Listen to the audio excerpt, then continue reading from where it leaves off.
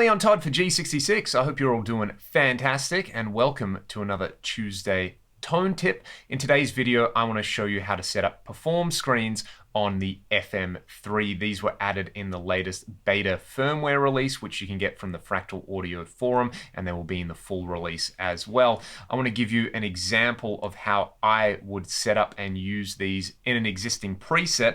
I've got a preset here that I use essentially if I'm ever doing a gig where I'm not really playing lead guitar. I do plenty of shows where I'm playing electric guitar with somebody who's singing and playing acoustic guitar, and I kind of use this preset almost as a kind of keyboard preset. What I mean is I do a lot of big swells and pads and ambient style guitar. So rather than try to sound like a guitar, this particular preset lets me sound like different instruments. There is a clean scene in here that sounds like guitar, and I'll just kind of show off a couple of the main sounds I use. So I'll show you the clean scene, then some of the pad style scenes.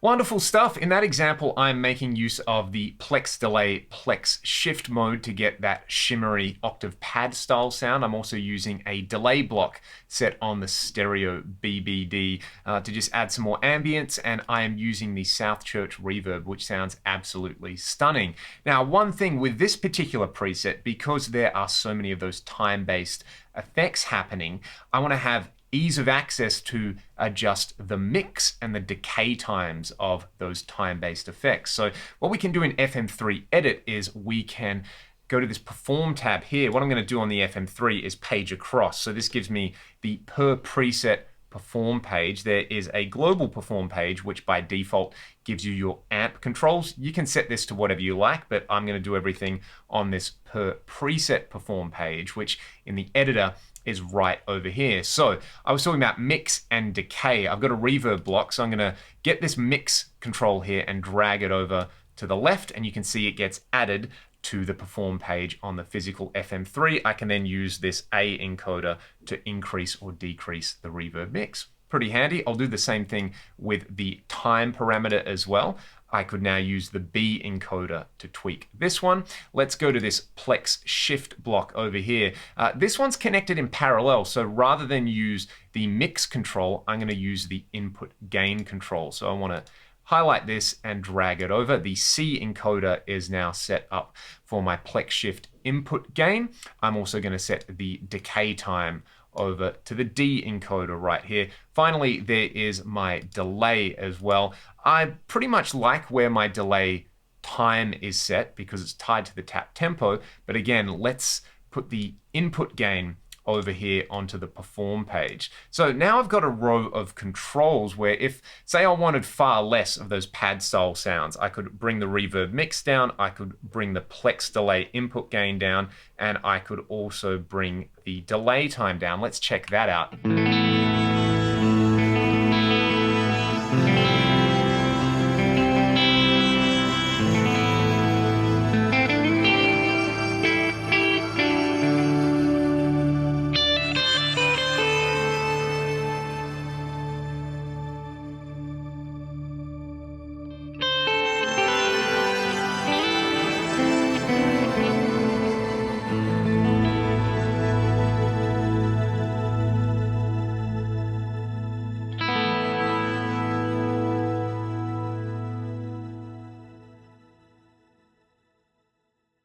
As you saw there, super easy to adjust these on the fly, and I don't have to go menu surfing now. The parameters that I need instant access to in a gig situation are right there.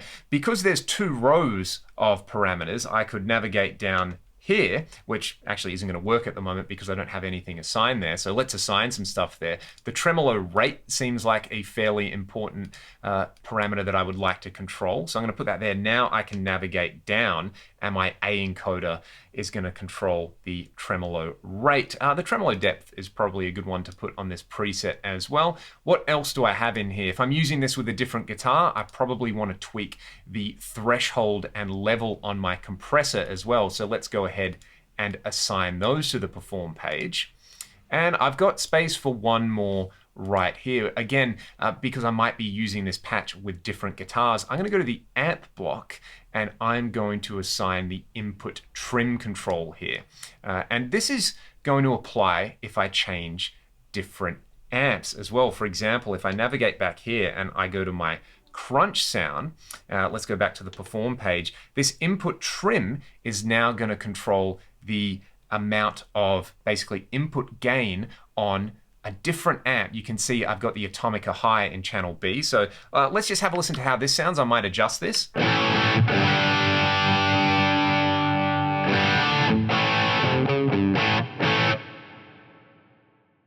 Let's say I adjust that down, and if I navigate back, say, to my clean amp, you can see the input trim is mirroring the settings in that channel. So the input trim on the channel A, the band commander model, was just at 1. So that hasn't changed. So these per preset perform controls, that's a mouthful right there, they are going to be updated when you change channels in the particular blocks as well, which is really handy if you've got, say, a basic clean sound, a crunch sound, and a dirty sound, say using 3 different amp channels, and you assign those to scene 1, 2, and 3. On the foot switches, you could switch between those, and then the per preset perform pages or the global perform pages are going to be updated according to that as well. So that's a really nice little thing. I mean, I can do that here. If I scroll through the different scenes, you will see these parameters in particular get updated to different settings based on the settings of the channel, which is really, really nice. So that's how you could go about setting up the perform pages, and one example of how to use them. I'll really quickly demonstrate the settings that I've got for my main live preset with Ragdoll. To do that, I'm going to change guitars as well. So here's my main live preset. Although there's 6 scenes, I mostly stick to 3 main scenes here. You would have seen and heard this particular preset a lot on these Tuesday Tone Tips and also over on my channel. So I have 3 basic scenes on there. I can page across, and I actually did a show with this last week where this came in so handy. I'll show you what I tweaked in that situation. So my main crunch sound makes use of a multi-band compressor and a gate, and I was getting just a little bit of noise coming through the gate. So I was able to adjust the threshold there really quickly. It kind of tightened everything up. It was a big noisy room, and I was just getting this kind of like edge of feedback when I get this. It was just starting to hum a little bit. Again, I'm not in as controlled an environment as I am here, so being able to adjust the gate was really handy. The reverb mix was another one as well. We play live with in-ears, and I use that to just kind of take the directness out. I actually found that I needed to bump that reverb mix just a little bit, and it's super subtle here, but I'll give you a more extreme example of what you can do there.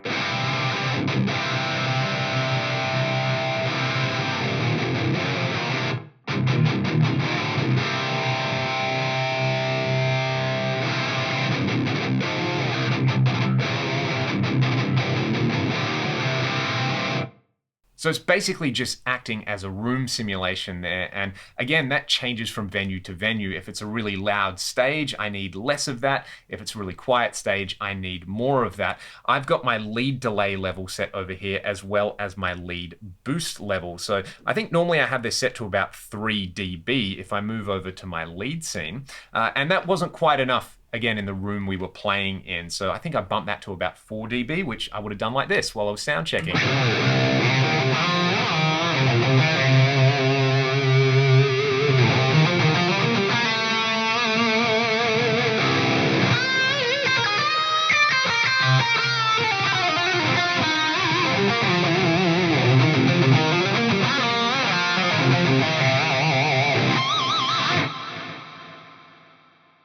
So for on-the-fly adjustments, that's pretty amazing. I also played two different guitars at the show. So my second row, I've got my cabinet low and high cut in there. And again, I've got the amp input trim. I found with this guitar, I just left the input trim where it was, and I played my Hamer Standard, which has slightly lower output pickups. So I just increased the input trim on there, and it gave me a little bit more gain and compensated for the difference in the two guitars. I've also got the amp treble control here for this particular preset. I'm using one of the Mark IV models, and the treble control really interacts with the gain control as well. So I'll give you a quick example of that.